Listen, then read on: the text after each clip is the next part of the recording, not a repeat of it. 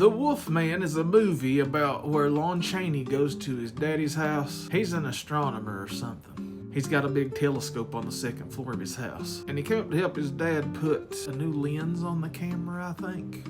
Or the telescope. Well, anyways, he does. And what's the first thing he uses the telescope for? Well, to look at all the beautiful planets and constellations, of course. Just kidding. He spies on some blonde chick getting dressed in her apartment across the street.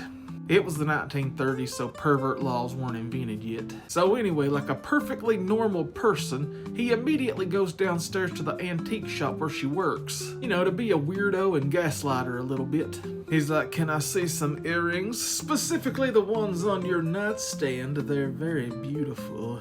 And she's like, "Well, my stars, how do you know about them earrings?" And he's like, "I'm a psychic." And she's like, "Bitch, please." And he's like, "Go out with me." And she's like, "No." And he's like, "I'll be back later so you can go out with me." And she's like, "No." So it's just a pattern of aggressive hostility. But honestly, she gets it all the time, I guess, because it don't really seem to bother her. Oh, and before he goes, he buys a walking stick with a silver handle shaped like a werewolf's head on it. And it's got a perfectly normal pentagram on it as well, which he finds very fascinating. I will say it is a little chunky to be like a practical handle, but it is pretty badass, I guess. And he didn't pay that much for it. I'd say there's probably about $800 worth of silver if you're going by today's spot prices, so not a bad purchase, I guess. Anyway, a bunch of other stuff happens. But then for some reason he's in the woods. And there's a couple of gypsies living out there, and Bela Lugosi's one of them, and I think his name's Bela in the movie. I don't know, this is the part of the movie where I started drifting off a little bit. I do it about every movie I watch. But it turns out Bela is a werewolf. And he's attacking somebody, it may be Lon Chaney, I don't remember. But anyway, Lon Chaney beat the ever-loving monkey piss out of that werewolf with that cane with the silver handle. And then he turns back into Bela. And then Lon Chaney's like, "Holy shit," and is on the run for murder now.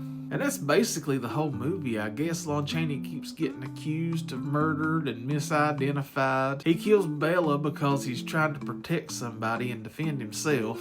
Then he kills the gravedigger because he's a wolf man and can't help his thirst for blood. Then he tries to kill the lady he was creeping on in the beginning of the movie. And he knew he was going to because when the werewolf sees somebody that is supposed to die, this pentagram appears on the palm of their hand, and she had the pentagram on the palm of her hand, so he knew he was going to kill her. So he gave his daddy the cane so he could protect himself and protect her, I guess. And sure enough, he tried to eat her in the woods. But his dad was Johnny on the spot. He caves his own son's head in with the silver handle cane. And then the werewolf turns back into Lon Chaney. And the cops talk to the townsfolk and all the people who are there at the scene. And everybody's like, "Poor Lon Chaney, he must have been trying to protect that lady from the werewolf. Got mauled to death because he's a hero. Never could get it right, you know? It was a mess." Good movie though.